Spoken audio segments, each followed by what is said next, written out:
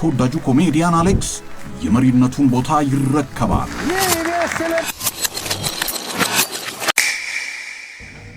ነፃነት ወርቅነህን ተክቶ በቤተሰብ ጨዋታ ኢቢኤስ ቴሌቪዥንን ለመቀላቀል ከጫፍ የደረሰው ኮሜዲያን አሌክሶ በጣም በሚያሳዝን ሁኔታ ብዙዎች በሚሞቱበት በዚህ አደገኛ የዋልድባ በረሃቷ ካንዴም ሶስቴ ወደ ሌላ ገዳም እንድትሄድላቸው ለምነዋት እንዲ ብላለች። ይሄ ስክሪፕት ተጽፎለት በስርዓት ተቀናጅቶ ገዳሙ ድረስ ታስቦበት ተመክሮ የተሰራ ስራ ነው። ሁሌ ክስ የማይጠፋው ሁሌ ትችት የማይጠፋው እሸቱ መለሰ አሁንም እንግዲህ በመነኮሳት ወይም ደግሞ በገዳም አባቶች ከባድ የሆነ ተቃውሞና ትችት እየቀረበበት ይገኛል። ምን አድርጎ ነው?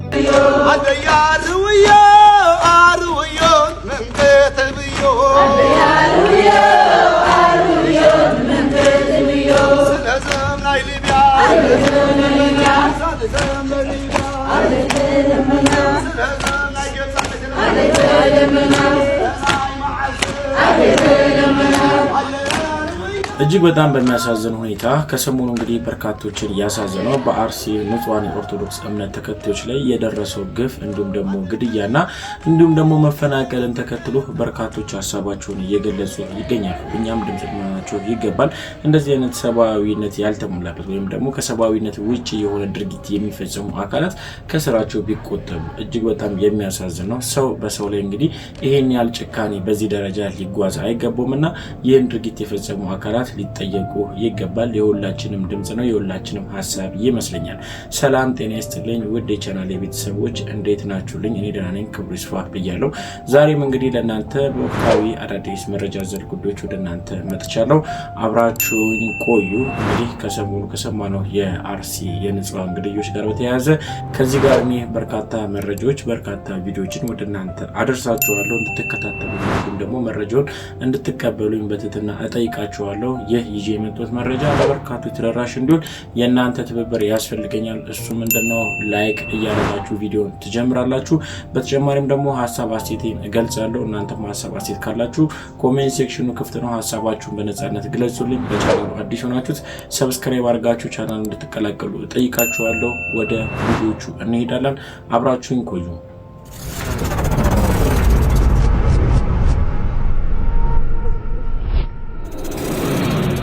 መነኮሳቱ የገዳም አባቶች እሸቱ መለሰ ትክክል አይደለም የሰራው ብለው ወደኛ መጥቷል። ምንድነው የተፈጠረው? እስቲ ቪዲዮ ለጋብዛችሁና ሐሳባችን ሰጥበታለን።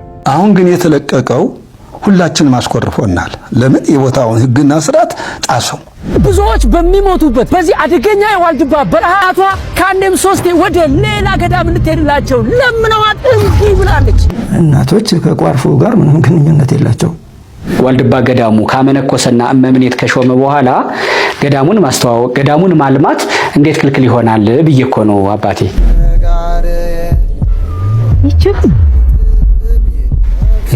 ወልደ ገብርኤል ይሄ ስክሪፕት ተጽፎለት በስርዓት ተቀናጅቶ ገዳሙ ድረስ ታስቦበት ተመክሮ የተሰራ ስራ ነው። ውጭ መንኩሰው የመጡ መነኮሳት ቀርተ ጳጳሳትም ቢሆን ገብተው መቀደስና ስጋውን መቀደስ አይችሉም። ከእናትም መለየት ለክርስቶስ መኖር እንደሆነ በበጎ በኩል ጥበብን ጨምሮ ማሳየት ካልሆነ በስተቀር ድራማ እንዴት ያስመስለዋል? ከአራቱ አፍላጋት ውጭ የተወገዘች ቦታ እንኳን ሴት ቀርቶ ስምረት ያልተገባ ስጋው ደግሞ እዚያ ቦታ ላይ አይቀር። ይሄ የክርስትና ዲሲፕሊን ወይም ደግሞ ቤተክርስቲያናዊ ስነ ምግባር የሚባለውን እየተላበሰ ነው ብዬም አላስብም። ሴቶች ደግሞ መመንኮስ መመነን ልክ እንደናንተ ሙሉ ዘመናቸውን ለክርስቶስ መስጠት የሚፈልጉ ይኖራሉ። እነሱ እንዴት ይሁኑ? ቆርጦባቸው ነው እንጂ ይሄ ጥሪ አይደለም። ሴቶች ገዳም ተብሎ መጠራት የለበትም ብለው እንዲያውም ተቃውሞ ነበር። እናቶችን ያሯሯጡ ያን ያክል ካራክተር ወደ ፊልሙ ዓለም የገባ አይነት ዋልድባ የሴት ገዳም የሚባል ነገር በዋልድባ ሕግ የተከለከለ። ገንዘብ ማምጣት ላይ ብቻ ፎከስ አድርገን የምንሰራው ስራ ከሆነ የቤተክርስቲያኒቱንም ገጽታ እሸቱ መለሰ ምንድነው ያደረገው? ሆነ ለመናገር እንግዲህ የቤተክርስቲያን ወይም ደግሞ ገዳማያኖችን ማስተዋወቂያ እየሰራ የገቢ ማሰባሰቢያ በተደጋጋሚ አድርጓል። እስከዛሬ ድረስ እንግዲህ ከዚህ ጋር ተያይዞ በርካታ ትችቶች ተነስቶበታል። ለምሳሌ ከቤተክርስቲያን ይከፈለዋል፣ እንዲህ በማድረጉ የሚያገኘው ጥቅም አለ፣ የቤተክርስቲያን ሀብትን መዝብሯል የሚሉ በርካታ ጥያቄዎች ሲነሱበት ነበር። ያሁኑ ግን ከዚህ ለየት ያለ ነው። ምክንያቱም የቤተክርስቲያን ስርዓትን የጣሰ ማስተዋወቂያ ነው ወይም ደግሞ ከቤተክርስቲያን ስርዓት ውጪ ነው ያደረገው ድርጊት የፈጸመው ተግባር ብለው እንግዲህ ጥያቄ አቅርቦለታል። በራሱ ቻናል እንግዲህ ያጋራው አንድ የገዳማውያን አኗኗር ወይም ደግሞ የገዳማውያን ስርዓት የኑሮ ህይወታቸውን እንግዲህ ምን እንደሚመስል በቪዲዮ አክሎ እንግዲህ በራሱ ቻናል አጋርቶ ነበረ። እንዲሁም ደግሞ በዛ ገዳም እንግዲህ ድጋፍና እርዳታ እንዲደረግላቸው አንድ ላይ መልእክቱ ያን ያዘለ ወይም ደግሞ እንደዛ አይነት ጉዳይ ነውና በርካቶች ከዚህ ተነስተው እሸቱ መለሰ የሰራው ማስተዋወቂያ ወይም ደግሞ ያደረገው ድርጊት ከገዳም ስርዓት የወጣ ከገዳም ወይ ደግሞ በገዳም ውስጥ ከሚኖሩ ራሳቸውን ለፈጣሪያቸው ሳልፎ ከሰጡ ሰዎች የማይጠበቅ ነው ብለው እንግዲህ ሐሳባቸውን ሲገልጹ ነበር። እንዲሁም ደግሞ ከዛም በተጨማሪም በዛ ተገኝቶ ሲያደርጋቸው ከነበር ወይም ደግሞ ተመግቦ የነበረው ቋርፍ የሚባለውም ደግሞ ምግብን ተከትሎ የገዳማውያን የመናኞች ምግብ እንደመሆኑ ያ ምግብ እንግዲህ ከሱ ጋር ተያይዞ የተለያየ ስያሜ ተሰጥቶት በርካቶች ሲከራከሩበት ነበር። አሁን ላይ ግን ለየት ባለ ሁኔታ ከገዳም ስርዓት የወጣ ነውና እሸቱ ይህንን የፈጸመው ድርጊት ይቅርታ ሊጠይቅ ይገባል፣ እንዲሁም ደግሞ ያጋረውን ቪዲዮ ሊያጠፋ ይገባል ብለው እንግዲህ አባቶች መጥተው እየተነጋገሩበት ይገኛሉ። እናንተ እንዴት ተመለከታችሁት? እስቲ በዚህ ጉዳይ ላይ ሐሳባችሁን ስጡበት። ወደ ሌላኛው ጉዳይ ስንሄድ እንግዲህ በመግቢያ እንደገለጽኩላችሁ ኮሜዲያን አሌክሶ እንግዲህ የኢቢኤስ ቴሌቪዥንን ለመቀላቀል ጫፍ እንደደረሰ ሁላችንም እናውቃለን። እንግዲህ በቤተሰብ ጨዋታ ነፃነት ወርቅነህ ካለፈው በኋላ በርካቶች እየመጡ እየተሞከሩ እንግዲህ እየተገመገሙ ችሎታቸው እየታየ ድምጽ እየተሰጠባቸው ነው ሁላችሁም ታውቃላችሁ። ከዚህ ጋር ተያይዞ ከነሱ መካከል አንዱ ነውና አሁን ላይ ከሱ ጋር ተያይዞ የሚወጣ መረጃ አለ። እስቲ መረጃውን ላጋራችሁና ሐሳባችን ሰጥበታለን። ሁላችሁም በኮሜዲ ስራው የምታውቁት ጨዋታ አዋቂው ኮሜዲያን አሌክስም በጠና ታሞ ሆስፒታል እንደሚገኝ በዚህ ሰዓት የወጡ መረጃዎች እያሳዩ ይገኛሉ። ዋሻው እንደሚለውን የአባይ ቴሌቪዥን ፕሮግራም ካስጀመሩት መካከል አንደኛው የሆነውና ከሰሞኑ እንደዚሁም በነፃነት ወርቅነህን ተክቶ የቤተሰብ ጨዋታን ለማጫወትም እንደዚሁ የሙከራ ስርጭት አድርጎ የነበረው በተለያዩ ፕሮግራሞች በተለያዩ የኮሜዲያ ስራዎችም የምናውቀው ኮሜዲያን አሌክስን ፈጣሪ ጨርሶ እንዲምረው ሁላችሁም ጸልዩለት። አሁን ላይ ታሞ ሆስፒታል እንደሚገኝ ተሰምቷል። ተወዳጁ ኮሜዲያን አሌክስ የመሪነቱን ቦታ ይረከባል። የኢቢኤስ ቴሌቪዥን የቤተሰብ ጨዋታ ነው። አሁን ያንተ ቦርጭ እኛ ጋር ይመጣ በቃ 8 ቁጥር ነው ወደ ቤት ትሄዳለህ። እንዴት አለ? አሌክስስ በጨዋታው ምን ይዞ መጣ? ጋዴ ነበርኩ። እንደዚህ እናውራ። ስዊም ከቤተሰቦቹ ጋር ያለው አቀራረቡስ እንዴት ነው? እንኳን ወንዶን ካለኝ አይኔን አይቶት ትልልቅነት ስኮሌን ደንበኛ ናት እንጂ አይደለም ጎረቤት ነው። ሲበንዬ ታውቃታለሽ ማለት ነው። ሁሉም አብረን እናያለን። ለምን አወጣሁት ብለው ወይም ነው ለምን አወጣሁት ብሏል። ለምን አወጣሁት ብለውስ ሲፈም ማለት ኦሮምኛ ቃለው ላንተ ማለት ለኔ እንዳያመልጦ። ስንት ዓመትሽ ነው እድሜሽ? 15 ዓመቴ። ልክ ነው። ልደቷን በቅርብ ነው ያከበርነው። እንዲህ በ6 ወር የሚበልጠኝ ሰው አልቻለም። ይህ ለኢቢኤስ ቴሌቪዥን አባላት እንዲሁም ደግሞ ተመልካቾችም እንዲሁም ደግሞ በተጨማሪም ደግሞ ለኮሜዲያን አሌክሶ ወዳጆችና አድናቆች ትልቅ የሆነ ዱብዳ መርዶ ይመስለኛል። እጅግ በጣም በሚያሳዝን ሁኔታ ያለበት ሁኔታ ግልጽ ባይደረግም ግን ታሞ ሐኪም ቤት ሆስፒታል እንደገባ መረጃ ወጥቷል። እጅግ በጣም የሚያሳዝን ነው። ከዚህ ጋር አንድ ነገር ለማለት እወዳለሁ። እንግዲህ ለኮሜዲያን አሌክሶ ፈጣሪ ጨርሶ ምሮ በሰላም ለቤት ያውቃ። እንዲሁም ደግሞ ኢቢኤስ ቴሌቪዥንም እንግዲህ በነፃነት ወርቅነህ ፕሮግራም ላይ ተተኪ ሆነ ለማገልገል እንግዲህ በቅርበት ትገኛለህ። ስለዚህ እንግዲህ እሱም ይቅናህ ለማለት እወዳለሁ። እናንተ እንግዲህ ከዚህ ጋር መልካም ምኞት ተመኙላችሁ ብዬ ሐሳብ መስጠት ፈልጋለሁ። እጅግ በጣም በርካቶች ልብ የነካ ወታደር እንግዲህ ይህ ቪዲዮ ከተሰራጨ ጀምሮ በርካቶችን እንግዲህ እያነጋገረ ይገኛል። ምንድነው? እስቲ ቪዲዮ ልጋብዛችሁና ሐሳባችን ተሰጥበታል።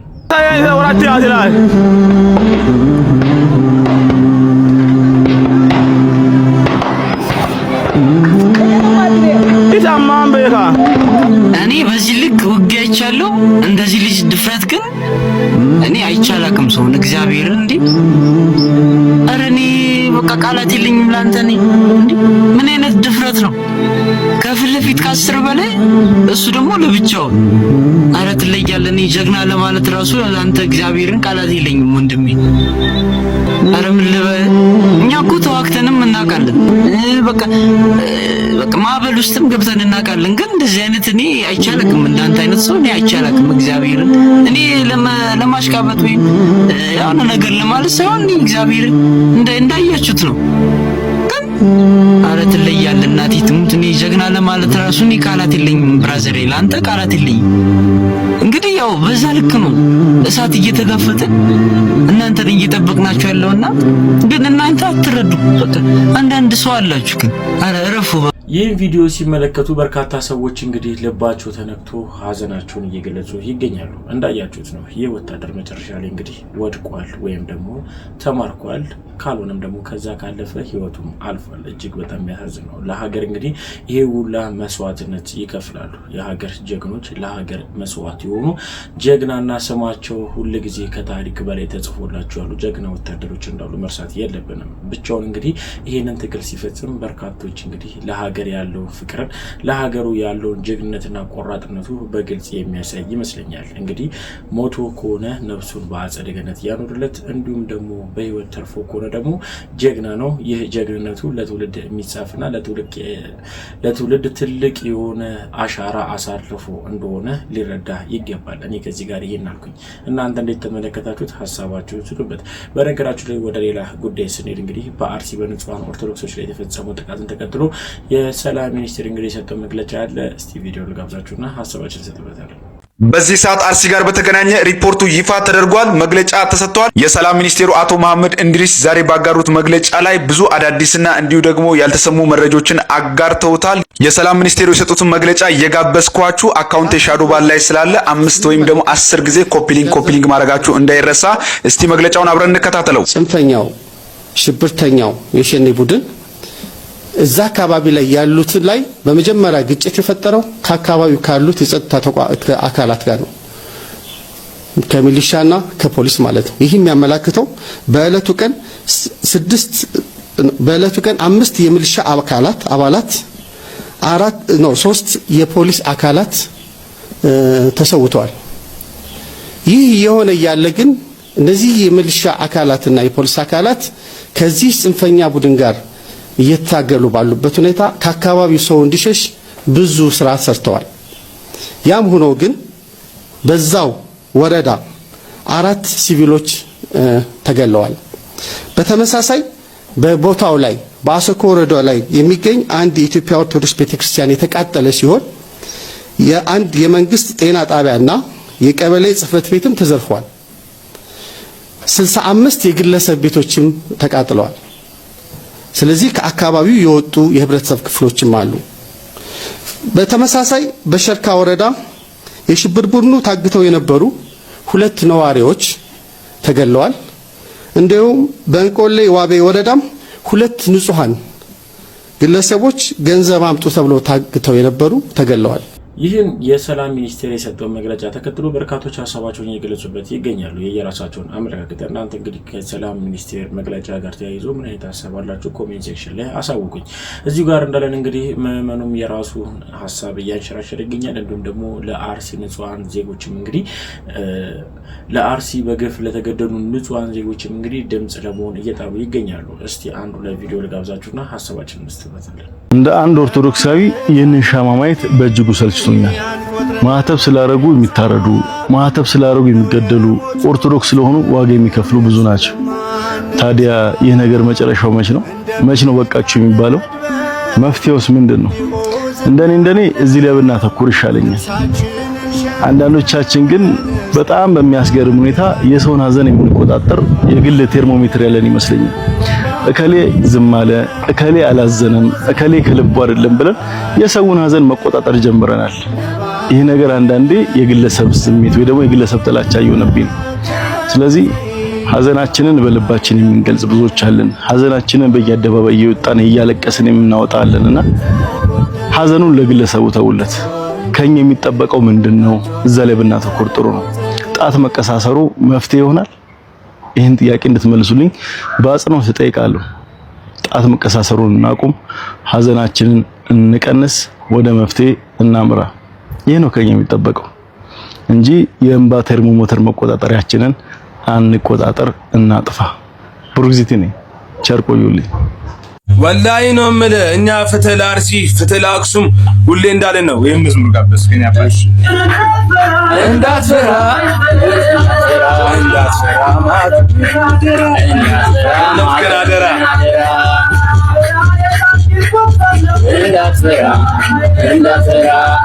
ወላሂ ነው የምልህ እኔ በራሴ ደግሞ ይሄንን ጋበዝኳችሁ። ካሉ ሰይፍ የሚያነሱ የሚራራ እንደነሱ ይፈርድ ንጉሱ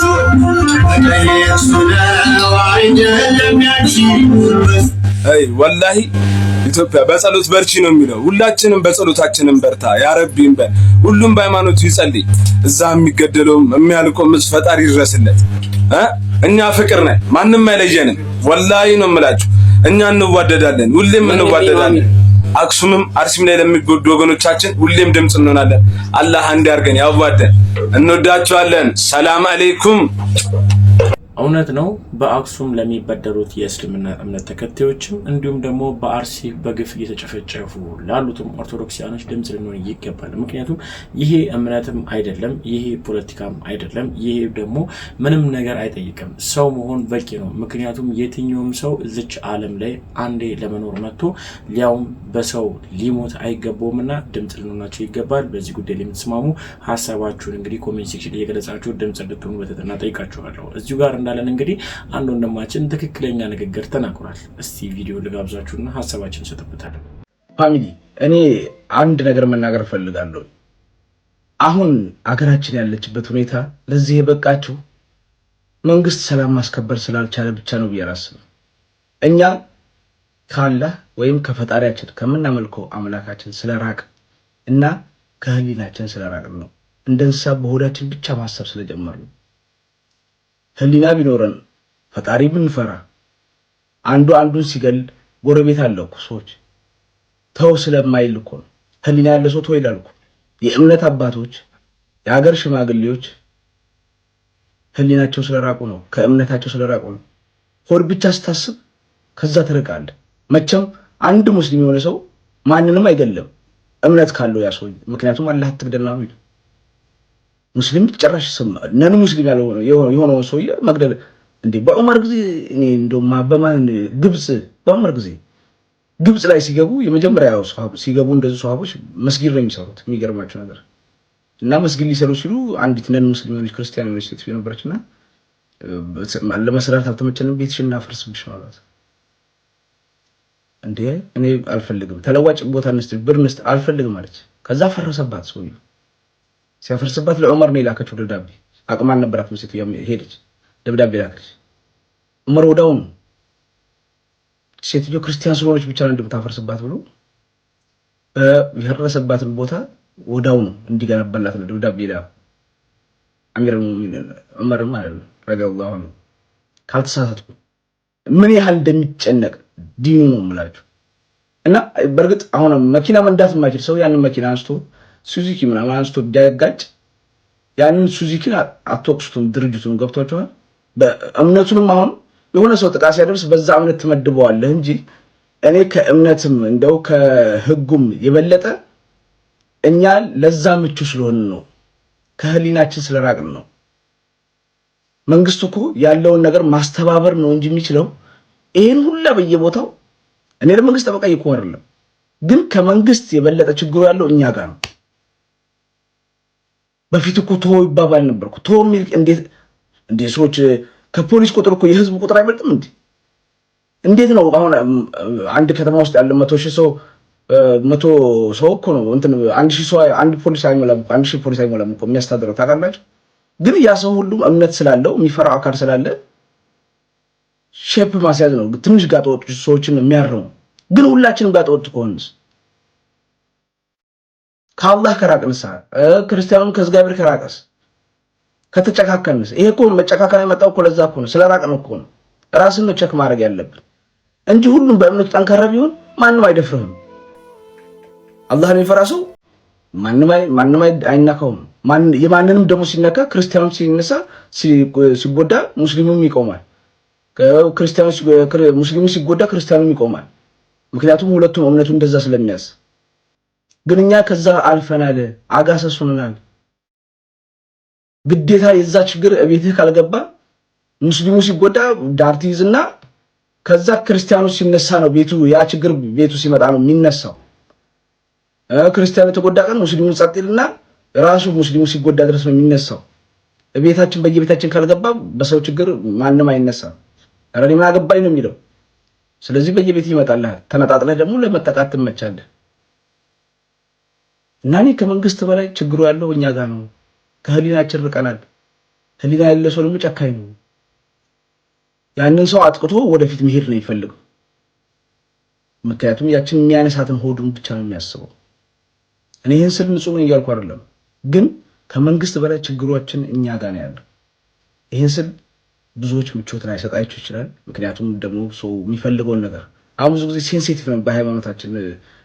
ምንድን ነው የሞተው ሰው ነው የሞተው አይደለም የምንለው። አይታችሁ እንደሆነ ሙስሊም ነው ክርስቲያን ነው ነው ምንም አማኝ እኮ ላትሆን ትችላለህ እኮ አንተ በየቀኑ ላትሰግድ ትችላለህ፣ በየቀኑ ቸርች ላትሄድ ትችላለህ።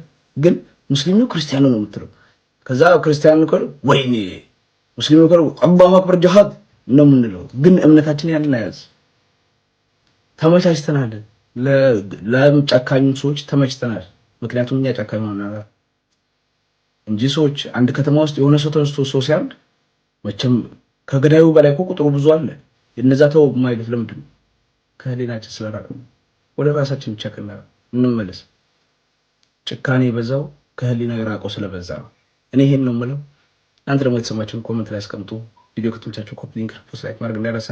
ሰላም ለሀገራችን። ቴንክ ዩ።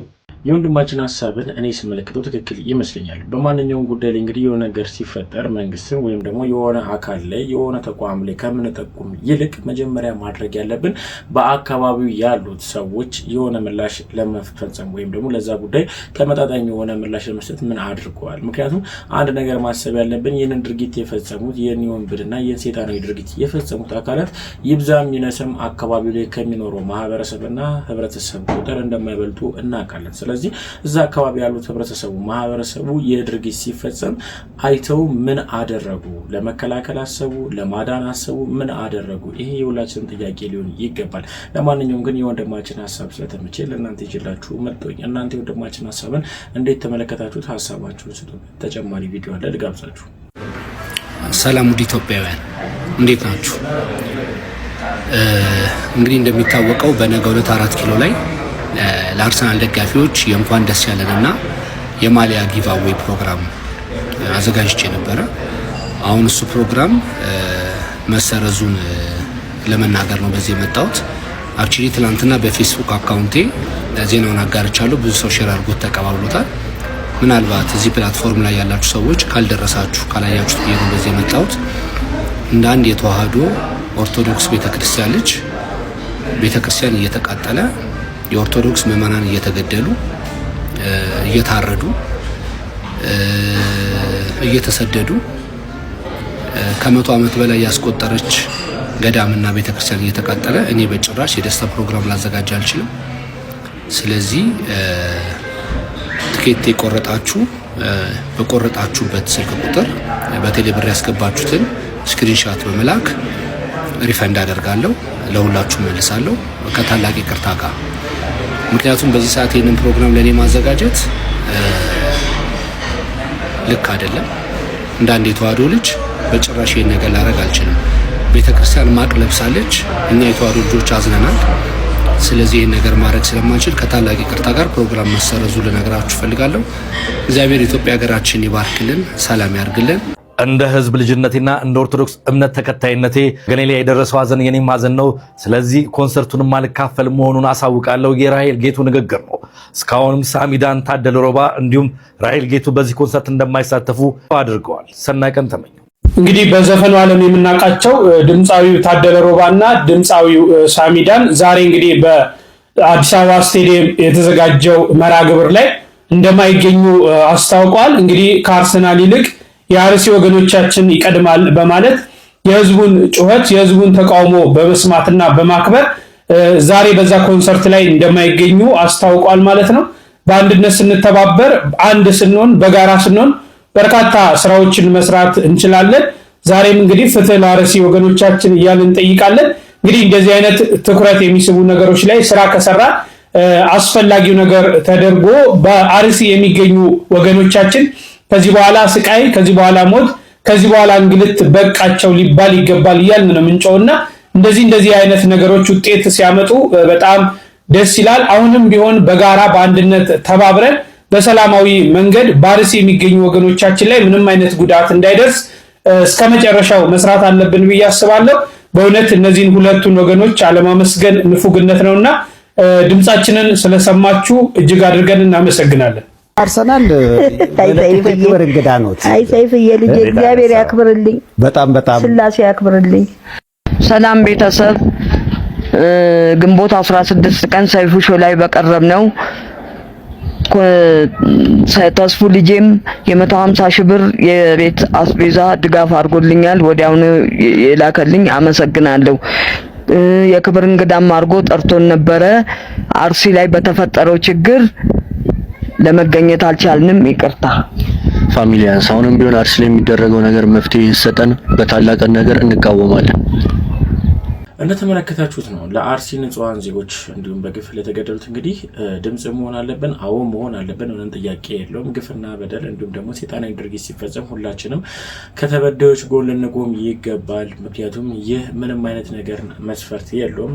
ምንም የእምነት ተቋም ሊሆን ይችላል ወይም ደግሞ ብሔር ወይም ደግሞ ፖለቲካም ወይም ደግሞ ምንም ነገር አይመለከትም። ይሄ ምንድነው ሰዋዊነት ወይ ሰብአዊነትን የምናስቀድም ሰዎች በጠቅላላ ለነሱ ድምጽ ልንሆናቸው ይገባል። በዚህ ጉዳይ ላይ ድምጽ ወይም ደግሞ ዘፋኞቹ ያደረጉት ነገር ድርጊት እንግዲህ ተገቢና ሊበረታታ የሚገባ ነው። እንደ ትልቅ ስራ ሊቆጠርላቸው ይገባል ብዬ ሀሳብ መስጠት ፈልጋለሁ። ወደ ሌላ ጉዳይ ስናልፍ እንግዲህ ከአርሲ ወጥተን ወደ ሌላ ጉዳይ ስንሄድ ዮናስ ከበደ ወይም ደግሞ በኢቢኤስ ቴሌቪዥን በርካቶች አድናቂዎች ያሉት ወይም ደግሞ በበርካቶች ዘንድ ፍቅርና አክብሮት የሚሰጠው ዮናስ እንግዲህ ከኢቢኤስ ቴሌቪዥን እንደወጣ መረጃዎች ሲወጡ ነበረ። በትናንትናው ዕለት እንግዲህ እሱ ራሱ በቪዲዮ የሰጠው ምላሽ አለ። ቪዲዮ ልጋብዛችሁና ሀሳባችን እንሰጥበታለን። ቨርጂኒያ ያለሁት ስለዚህ ካናዳ አልሄድኩም ያለው ነገር ይሄ ነው እንግዲህ እና ሲደጋገም እኔም እውነት መሰለኝ። በእርግጥ ያው ብዙ ሰው መልካም ምኞት የመመኘት ሀሳብ አለ። የከፋ ነገር የለም። በእርግጥ እንዲሁ የሚወራው ነገር ላይ ክፉ ነገር የለም። ተመስገን። እሱም አለመኖሩ መረጃው ስህተት መሆኑንና ያለሁት እዚህ ወደ ኤምቪ ኤሪያ ቨርጂኒያ። እረፍት እንዴት ነው? ተመችቷል? ፊት በጣም ተስማምቷል። አዎ ትንሽ ያው አየሩ ይቀይራል። ጥሩ ነው። ድምጽም ይዘጋል። አየር ይቀይራል። ድምጽ ተዘጋ እንዴ? ባሻይ አልፎ አልፎ እንደዛ ይሆናል። እና ምንድነው ያስተስማማኝ የመኪና ውስጥ የሚከፍቱት ኤሲ አለ። ኧረ ወገኖች እባካችሁ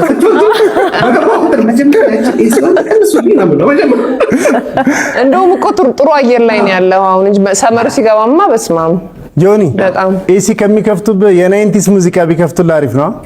ጎሽ ናይንቲስ ነው በጣም አቆስቶ እንዴት ናችሁ? ከናፍቆት በስተቀር በጣም ይናፈቀን። ሰብልዬ ደግሞ ማሽ ነው የለበሳችሁት ቢስይ? አዎ ማች በማች ነው ፋ ብለናል። በጣም ተናፍቀሃል ዮኒ፣ በጣም ተናፍቀሃል። እኔም በጣም ናፍቃችሁኛል። እንደውም በዚህ አጋጣሚ ኢቢኤስ የተሸለመውን ሽልማት አፍሪካን ቤስት አዋርድስ ላይ የብራንድ አፍሪካ ሆኖ መሸለሙ መመረጣችን እጅግ በጣም አስደስቶኛል። ሁላችን እንኳን ደስ አለን ልል እወዳለሁ። ብራቮ። ቪቫ ኢቢኤስ። እውነት ነው፣ ትልቅ ኩራታችን ነው። ምን ተሰማ? ሁለት ነገር ነው። አንዱ ያው እንግዲህ ለሁለተኛ ጊዜ ሲያሸንፍ ነው ይሄንን ትልቅ የሆነ አዋርድ። አምናም እንደዚያው ነበር፣ በተከታታይ ለሁለተኛ ዓመት ነው ያሸነፈው። ሁለት ነገር ነው የሚታየኝ። አንድም ጣቢያ ያለበትን ደረጃ የሚገልጽ ነው። በሌላ በኩል ደግሞ ያለቃችንን የአባታችንን የአማንን የነበረውን የሀዘን ድባብ ትንሽ ገለል የሚያደርግ ወይም ደግሞ መጽናኛችን ሆኗል ብዬ አስባለሁ። አንድም መጽናኛችን ነው፣ አንድም ደግሞ የእሱን ቪዥን ምንም ሳይንገራገጭ የት እንደደረሰ ማሳያ ነውና ለነፍሳችን የእሱ ነፍስ ታርፍ ዘንድ ለእኛም መጽናኛችንና በስራ ደግሞ የምንበረታበት ሆኖ አግኝቼዋለሁና በእውነት በጣም ከድልም በላይ ነው፣ ከሽልማትም በላይ ነው። የነበሩትን ቃለ መጠይቆችና ውይይቱንም ስነስርዓቱንም ተከታትያለሁ። በእውነት በጣም እጅግ በጣም ደስ ብሎኛል። አምላኬንም አመስግኛለሁ። ሁላችን ስታፍ በሙሉ እንዲሁም ደግሞ ሁሌም ከኛ ጋር የሆኑትን ተመልካቾቻችን፣ ቤተሰቦቻችን በሙሉ እንኳን ደስ አላችሁ ልል እወዳለሁ። አይ አም ዮኒ ፍሮም ቨርጂኒያ።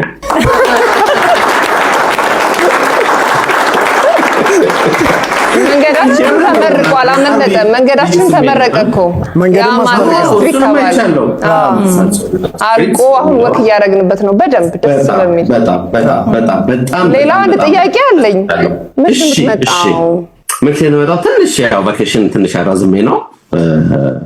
ስለዚህ ያራዘምኩት ትንሽ የእረፍት ጊዜያት ስላሉኝ የዓመት እረፍት የተጠራቀሙ ስላሉኝ እነሱ የዓመት እረፍት የተጠቀሜ ሪፍሬሽ አድርጌ በከባድ ግን አሁን የተቀመጥኩበት ቦታ አካባቢ ምናምን በቃ የሆነ ፕሮፌሰር የምናናግር እየመሰለ ነው። የሆነ ላይብረሪ ውስጥ የሆነ ቡክ ሴግመንት እንግዲህ ዮናስ የተናገረው ንግግርን ሰምታችኋል። በርካቶችን በዚህ ጉዳይ ላይ ሀሳባቸውን እየሰጡበት ነበረ። እናንተ እንዴት ተመለከታችሁት? በነገራችን ላይ እኔ በኢቢኤስ ውስጥ አሉ ከምላቸው አንጋፋ ጀግና እንግዲህ ፕሮግራም መሪዎች መካከል አንዱ ነው ማለት እችላለሁ። እጅግ በጣም በፕሮግራም መሪነት ለበርካታ ዓመት ስላገለገለ ልምድ ያለው ጀግና፣ በርካቶች የሚወዱት በርካቶች የሚያከብሩት ጀግና የሆነ ሰው እንደመሆኑ ለኢቢኤስ እንግዲህ ቴሌቪዥን ትልቅ ከሚባሉ ጋዜጠኞች መካከል አንዱ ነውና ዮናስ ከበደ ከኢቢኤስ ጋር ተያይዞ እየወጣበት ባለው መረጃ የሰጠውን ሀሳብ እንዴት ተመለከታችሁት? ሀሳባችሁን ስጡበት። ቤተሰቦች ለዛሬ ይዤላችሁ የመጣኋቸው ቪዲዮዎች ይመስላሉ። እስካሁን ድረስ አብራችሁኝ ስለቆያችሁ ከልብ አመሰግናለሁ። በቀጣይ ቪዲዮ እስክንገናኝ ሰላም ቆዩልኝ። እወዳችኋለሁ።